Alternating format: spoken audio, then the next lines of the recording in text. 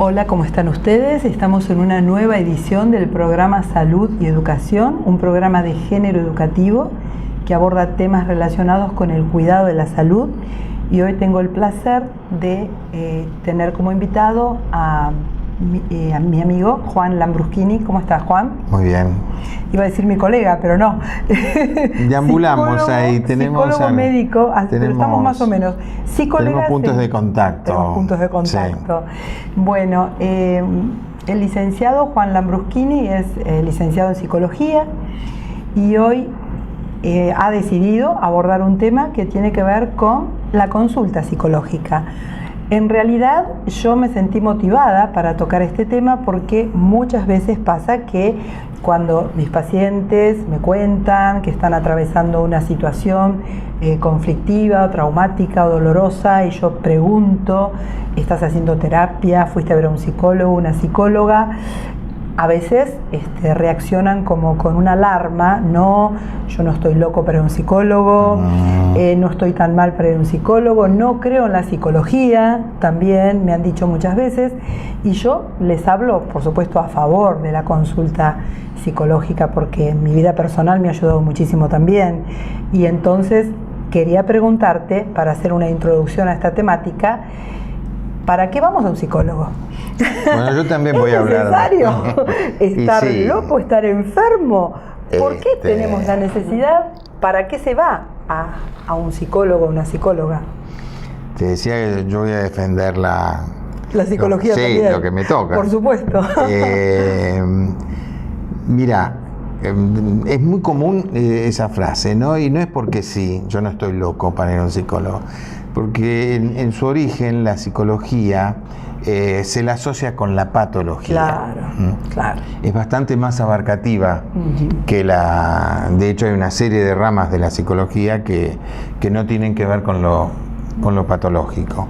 Pero si nosotros tomamos a Freud en toda su producción, prácticamente él no habla de salud mental, no habla de la salud. Él enfoca toda su producción, que es fantástica, de la Freud, bueno. ¿Qué vas a decir? Sí, ¿Qué vas a decir, Juan? A mí me fascina, ¿no? Esa capacidad para escribir con la profundidad y debe ser de los cuerpos teóricos en psicología más importantes que hay. Y él no define. Hay por ahí dice que es devolverle al sujeto la capacidad de amor y trabajo. Y si pensamos, cuando hay algo o cuando estamos afectados, lo primero que acusamos es ese costo en la producción, ese costo en el afecto, claro, con los otros. Ese malestar, ¿no? Sí. Entonces se asocia con eso, y realmente uno no tiene que estar loco para ir a un psicólogo. El psicólogo y el ambiente terapéutico es de un copensor. El rol de un psicólogo es un copensor, es alguien que piensa con uno sobre un mismo tema. Ese tema que yo como paciente estoy abrumado, estoy mal, lo veo con alguien que está más alejado, que está preparado para pensar, que está preparado para darme alternativas sobre ese fenómeno que estoy padeciendo, y desde un lugar que no es ingenuo. También es cierto que no hay un espacio más trascendente que ese, porque en ese espacio tomamos decisiones que nos van a determinar a futuro. Es decir, lo que yo lo puedo charlar con un amigo, pero lo que trabajo en el ambiente terapéutico es terrible. Me acuerdo de una pacientita que me dice: estoy embarazada, tenía 19 años, ¿qué hago? Y yo le digo: no sé. ¿Cómo me decís no sé si sos mi analista? Que sé cuándo. Y le digo: no sé, pensemos. ¿no? Entonces pensamos qué pasaba si ella mantenía a ese bebé, si la familia la sostenía, si el novio la acompañaba, etcétera, etcétera, etcétera. Por el otro lado, todo lo que tenía que atravesar, la seriedad, etcétera, etcétera. No importa qué decidió, pero le afectó trascendentemente el resto de su vida. Sí, sí, ¿no? Claro. Es un gran ordenador, la terapia nos ordena. El trastorno más común es el de adaptación. Hay fenómenos que atravesamos permanentemente en la vida cotidiana que nos sacude, que nos cambia y no sabemos cómo resolverlo. Y la mirada siempre va a estar desde la estructura que tenemos. El fóbico lo va a ver desde la fobia, el histérico desde la histeria, la neurosis de angustia desde la neurosis de angustia. Entonces hay un recorte para pensar que afecta las decisiones que tomamos, ¿no? Eso en cuanto a ¿por qué una consulta? ¿No? Claro, ¿por qué una consulta? Sí.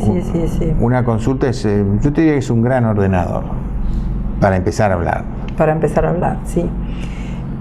A veces las amistades o los familiares, cuando una persona está en una situación de malestar o de sufrimiento, ayudan, por supuesto, ayudan con el amor, ayudan con el consejo, pero es desde otra mirada, desde otro lugar, ¿no? Que no es más ingenua, diría. Es más ingenua. No está preparada. Está el afecto de por medio y no está la neutralidad y la objetividad para ver las cosas. Es lo que buscamos en la terapia. En la terapia, claro. ¿No?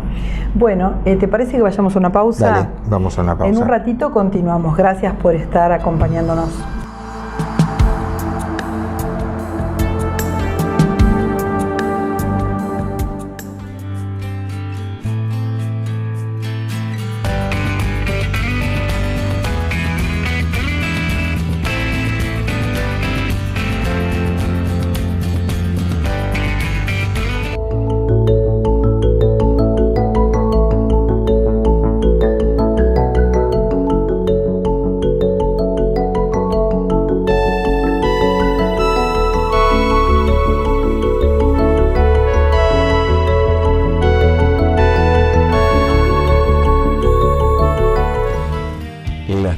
Instalaciones acompañan la exigencia en medicina del Sanatorio Tandil desde hace 85 años. Sanatorio Tandil, Sarmiento 770.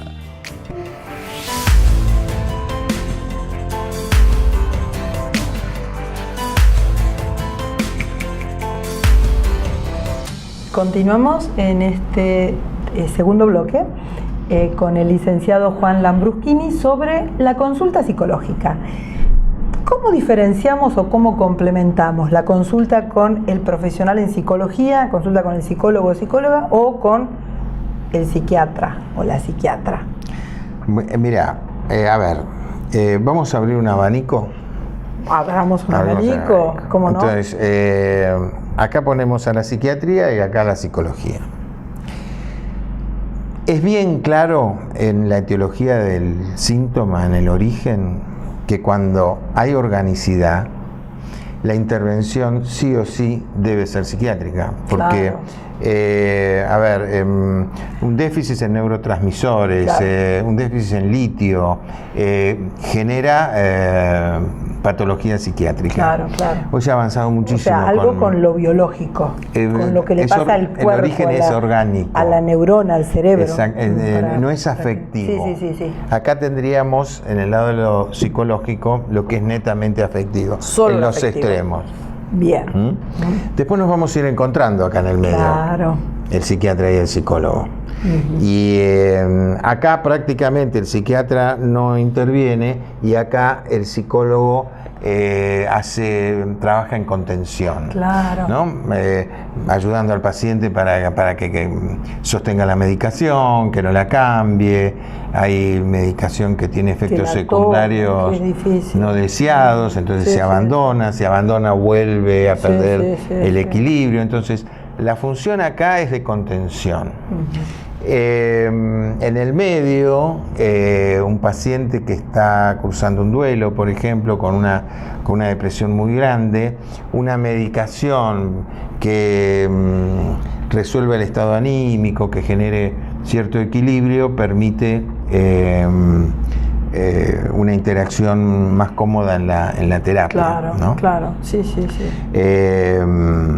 Pero bueno, es claro cuando acá podríamos hablar de algo de lo afectivo, ¿no? Una pérdida. Una pérdida. Una pérdida es bien clara. Cuando hay que hacer un duelo. Un duelo. Por una ruptura de pareja, por un familiar, un amigo que se va, por un fallecimiento. Sí, en general tiene que ver cualquier duelo, cualquier pérdida, ¿no? Ahora, el duelo puede ser un duelo natural o puede ser un duelo patológico. Cuando entramos en duelo patológico, ahí ya tenemos que pensar en un apoyo psiquiátrico importante. ¿Y cómo sería un duelo natural? El duelo natural está contenido en una estructura, pero en una estructura sana. Yo no puedo evitar la pérdida, ni puedo evitar, está lo que se llama la depresión endógena, que es netamente psiquiátrica, porque es una depresión que se origina en el sujeto, digamos, de adentro hacia afuera. En la depresión reactiva, yo estoy reaccionando a algo que se me impone desde la afuera. Por ejemplo, perdí a mi perro Colita, que lo quería y que era muy importante, y bueno, estoy deprimido.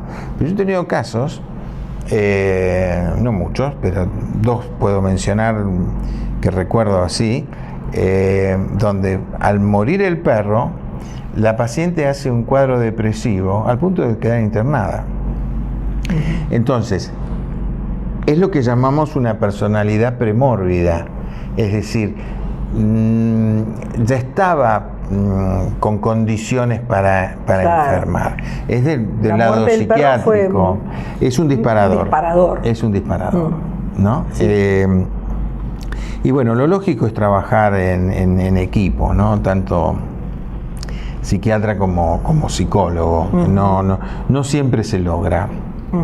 Por un tema de egos, básicamente. Claro, a veces puede pasar eso. Entonces, a veces es difícil trabajar en equipos cuando cada uno...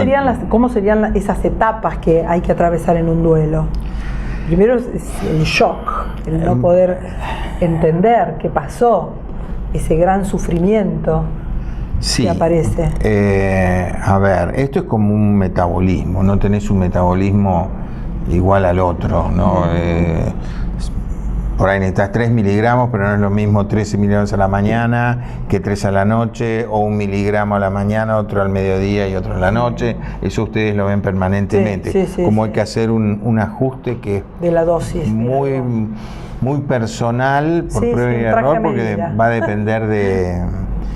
depender de cada sujeto, ¿no? Me fui de cuál era perdóname. Las etapas del las duelo. etapas del duelo. Así que estas etapas las podemos mencionar tipo, no sé, orientativas, porque van a cambiar de acuerdo también al sujeto, al tipo de pérdida. Pero digamos que hay una metáfora que dice que hay 3 meses para llorar, 3 meses para enterrar y 3 meses para olvidar, ¿no? Como una secuela sobre los 3 momentos más característicos. Freud dice: la sombra del objeto cae sobre el yo. La pérdida es devastadora, ¿no? Esa sombra, ¿no? Nos deja un agujero negro, un ser querido, y ahí va a tener mucho que ver la estructura psíquica de cada uno. Porque en la medida que nos acercamos a la patología orgánica, también vamos a necesitar una medicación más poderosa, inclusive caes en una internación, ¿no? Claro. Depende de cada persona. Depende de cada persona. Cómo va a estar parada frente a esa situación. Y esta posibilidad premórbida que está latente, que nunca se manifestó, pero es como una depresión postparto. Claro. Que ustedes lo ven a menudo, eso, que es disparador inclusive de psicosis graves, rechazan al bebé, ¿no? Y hay otras mujeres que ni se dieron cuenta que pasaban por una depresión. Sí, eso es cierto. Bueno, vamos a tener que ir a una pausa. ¿Te parece bien? Pausa, me parece fantástico. En un ratito regresamos. Gracias por acompañarnos.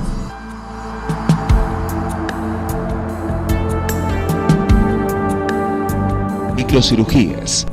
Atención en oftalmología especializada. Clínica de Ojos Tandil. Avenida Santa Marina 760. Página web www.clinicadeojostandil.com.ar. Email cotandil@speedy.com.ar. Continuamos en el tercer bloque con el licenciado Juan Lambruschini, que se está refiriendo a la consulta psicológica. ¿Por qué es importante la consulta psicológica? Ya hablaste en los otros bloques, pero como este es el último, me gustaría que hagamos un resumen. O sea, ¿por qué es importante ir a consultar con un psicólogo, una psicóloga?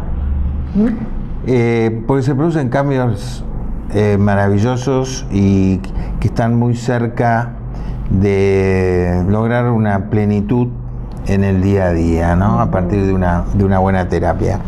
Hay algunos tips que me gustaría mencionar, ¿no? Cuando uno tiene cierta gimnasia, como le digo yo, psicoanalítica o gimnasia analítica, ya he tenido 2 o 3 experiencias con un profesional, sabe a dónde va, qué va a pasar.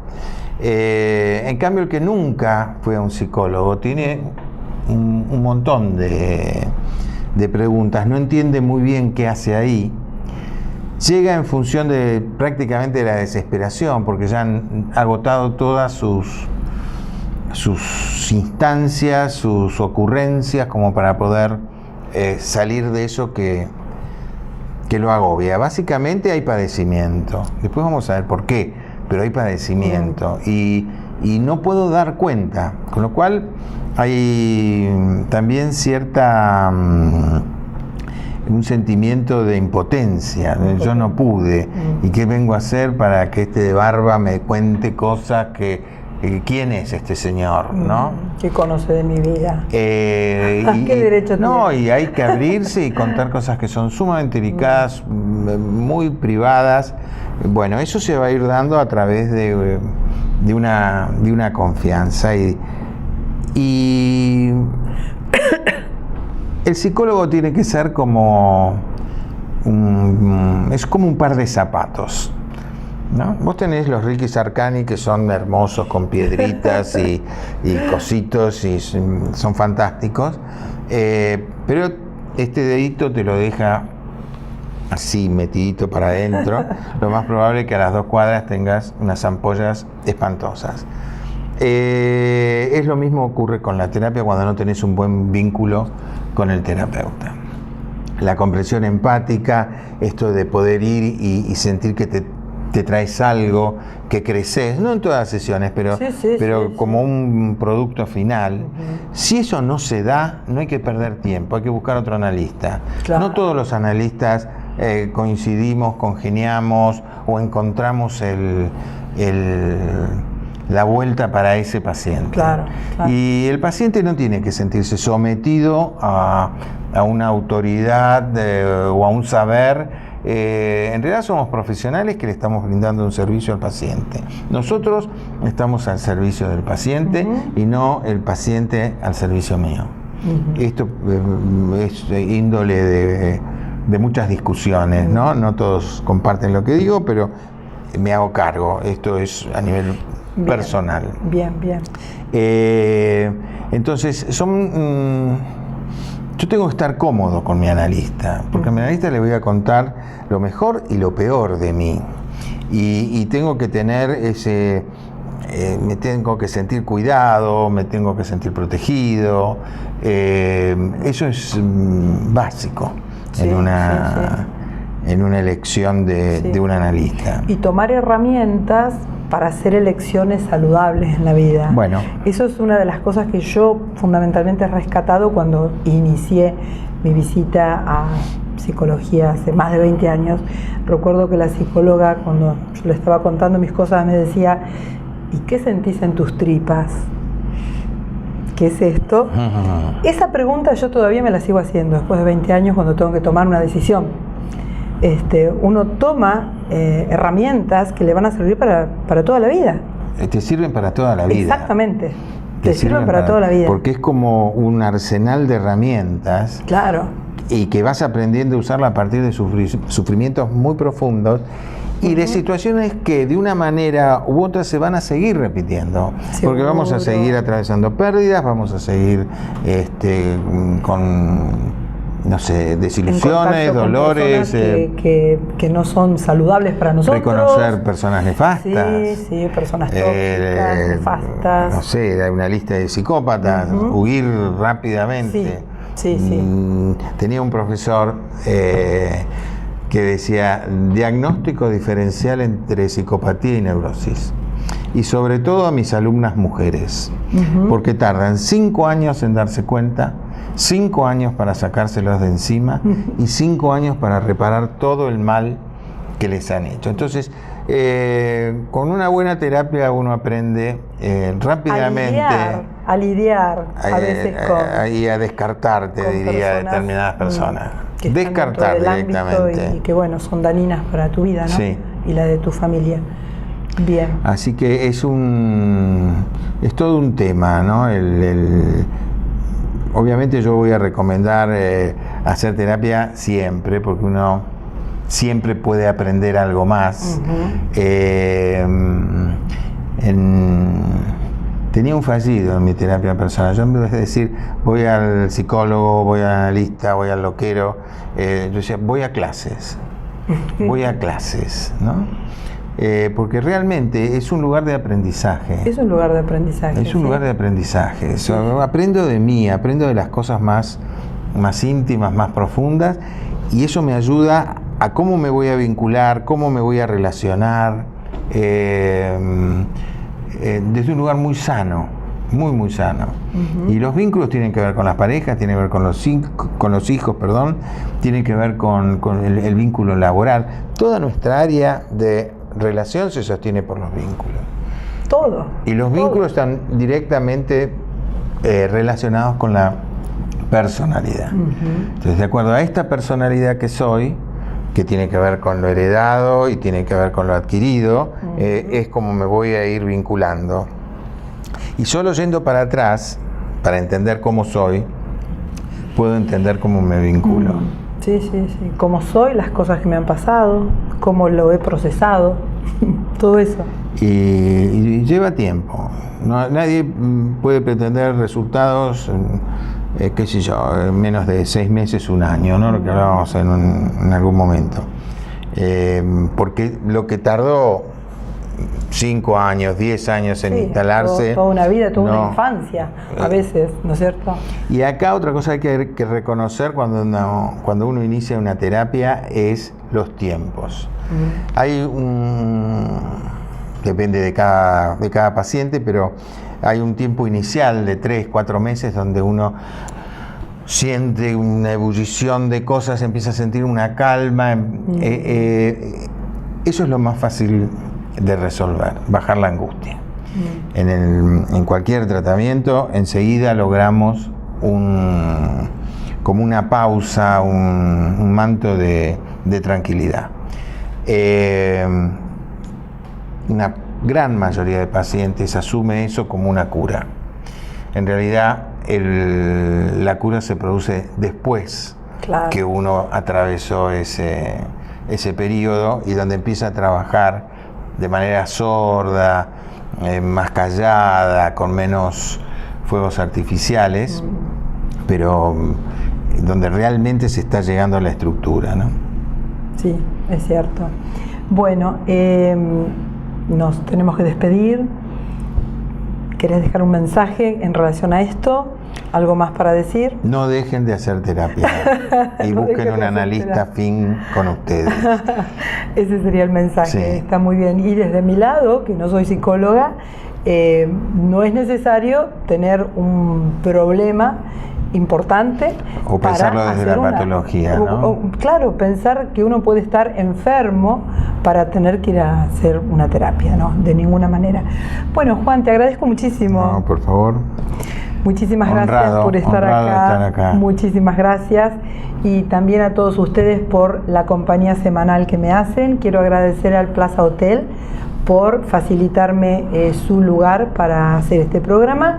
También a María Peinados por su peinado, y también a Amalia González, mi maquilladora, y invito a todos ustedes a ver el programa en la fanpage Doctora Olga Marega, también en el canal digital MAT Multimedios, en el canal de Cablevisión TV Canal 2 y MAT Multimedios también el canal local. Muchísimas gracias, hasta la próxima semana.